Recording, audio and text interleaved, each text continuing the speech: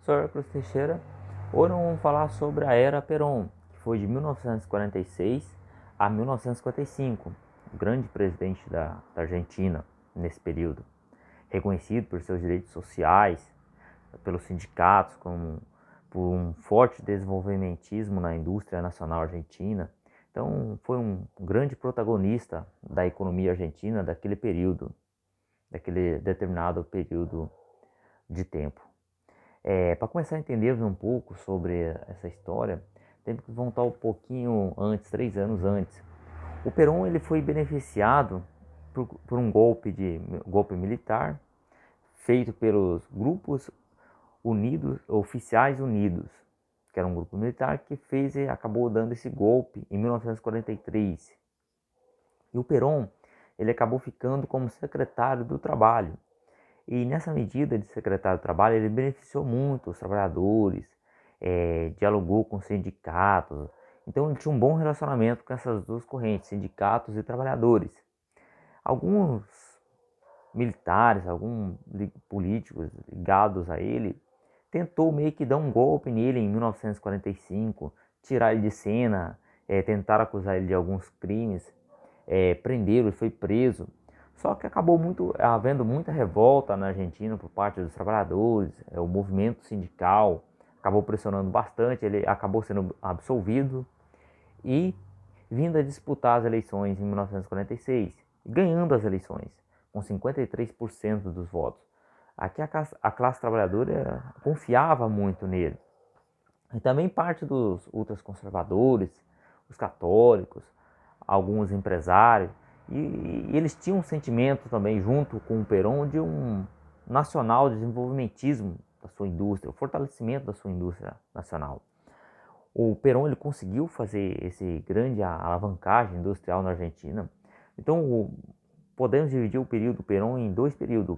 O primeiro período do seu primeiro mandato e segundo período lá no seu segundo mandato.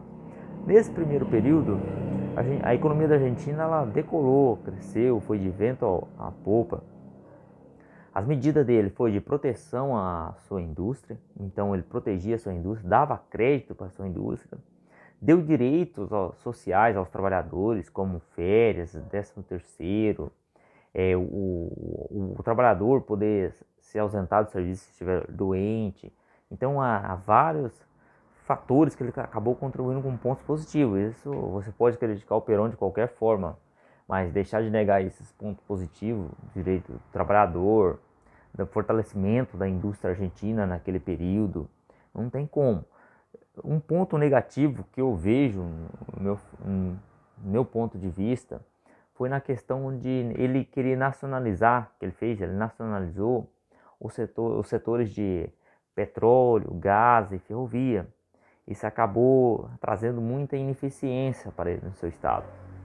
E acabou também ele tendo que ter recursos para poder bancar tanto esse forte protecionismo da sua indústria, esses direitos sociais e também essa geração de energia, a logística de transporte, acabou montuando tudo na mão do Estado.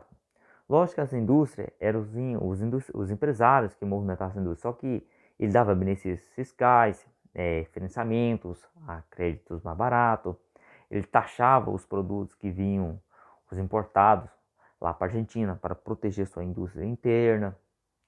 E ele tinha uma reserva uma reserva financeira de 1,6 bilhão de dólares, que ele herdou dos governos passados. Era muito dinheiro. Se você for comparar com, por exemplo, a ajuda que a Alemanha recebeu do Plano Marshall, após a Segunda Guerra Mundial, essa ajuda da Alemanha do Plano Marshall foi de cerca de 1,4 bilhão de dólares. Então, ele tinha 200 milhões de dólares a mais. Mas mesmo assim, você tem que comparar o outro lado também. A indústria alemã era muito superior do que a indústria argentina. E a indústria alemã tinha tecnologias, dominava a área de engenharia, química, física, a área dos maquinários. Então a indústria alemã tinha muito conhecimento sobre esse quesito. E uma coisa que ajudou a Alemanha também é que as suas fábricas, suas indústrias não foi tão destruída assim na guerra. Então manteve meio que intacta essa infraestrutura de suas fábricas. Então esse dinheiro, 1,4 bilhão, acabou sendo bastante para a economia da Alemanha, muito superior do que esse 1,6 para a economia argentina, que não acabou sendo suficiente. Que o Perón ele acabou fazendo tanto gasto, acabou imprimindo dinheiro, ele derreteu essas reservas, assim, e imprimiu dinheiro, então acabou inflacionando a economia do seu país no segundo período, que no primeiro período foi mil maravilhas, né? A economia crescendo a todo vapor, só que no segundo período a economia não conseguiu ter altas taxas de crescimento, o mercado interno não conseguia consumir toda essa manufatura feita pela indústria argentina. Então, vários fatores. Também no setor de energia, produção de energia, geração de energia, a Argentina estava meio que deficiente, tinha esse grande, que acabava um grande obstáculo para a sua indústria. Tanto é que, em uma atitude desesperada em 1955, o Perón ele fez um acordo com a Standard Oil para vir investir na Argentina, questão de requisitos de exploração de petróleo, extração de petróleo, de gás, para poder ver se que acabava diminuindo essa deficiência energética da Argentina. Só que isso não acabou dando tempo, porque no seu segundo período ele acabou perdendo muito apoio dos militares, dos ultraconservadores, que eram os católicos. Muitos empresários não queriam ele no poder. A inflação altíssima na Argentina, a economia descontrolada. Então, tudo que ele tinha feito de benefício no passado, que era na questão dos direitos sociais, na questão da indústria argentina, que ele ajudou a desenvolver a indústria argentina muito, o pessoal meio que esqueceu e ele acabou sendo o vilão da história. Tanto é que em 1955 houve o golpe militar que acabou depondo o Perón. Eu não estou aqui dizendo que o Perón foi o melhor santo do mundo. Não. Eu estou aqui destacando os pontos positivos do Perón. Também há pontos negativos. Mas pontos positivos foi a questão que ele ajudou a incrementar a indústria argentina, fortalecer a indústria argentina com novos pensamentos, com uma nova proposta de indústria argentina, direitos sociais que o trabalhador não tinha. Porque para muitos liberais, quando vão explicar essa época da época da Argentina, do Perón, sempre gosto de citar de dizer que os grandes culpados são os trabalhadores, os direitos sociais e o Estado, que o desenvolvimentismo, o Estado não foi feito para fazer desenvolvimentismo, o Estado não sabe aplicar recursos, nem ajudar com parceria com a iniciativa privada, o Estado é ineficiente. Só que entra em um contraditório. Se você for olhar a história da economia americana, da economia inglesa, alemã, japonesa, coreana, esses países são bem industrializados, envolvidos, o Estado ajudou as suas indústrias no início. Então, como assim que o Estado é ineficiente? Eu não vejo isso. O primeiro grande fator que eu vejo foi o erro do Perón naquele período, foi na questão da nacionalização. Ele acabou atribuindo muito poder ao Estado, acabou meio que engessando o Estado. Se ele fica só na parte dos benefícios de incentivar a sua indústria e nos direitos sociais dos trabalhadores, eu acredito que ele teria feito um bom governo e não teria caído em decadência.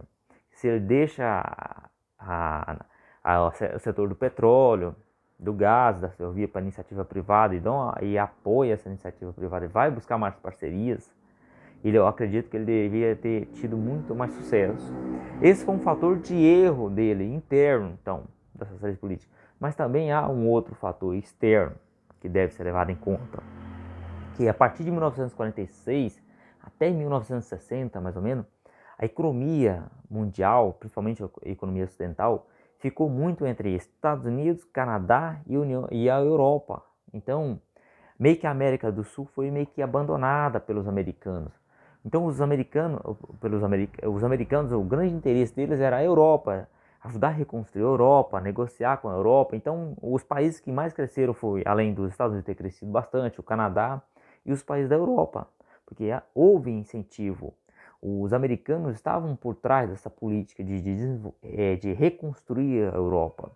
Alguns falam que talvez a Europa teria se reconstruído sozinha, sem a ajuda dos americanos, mas talvez seria difícil, teria havido conflitos internos ali na Europa, entre França, Alemanha, Inglaterra, são países que têm conflitos históricos.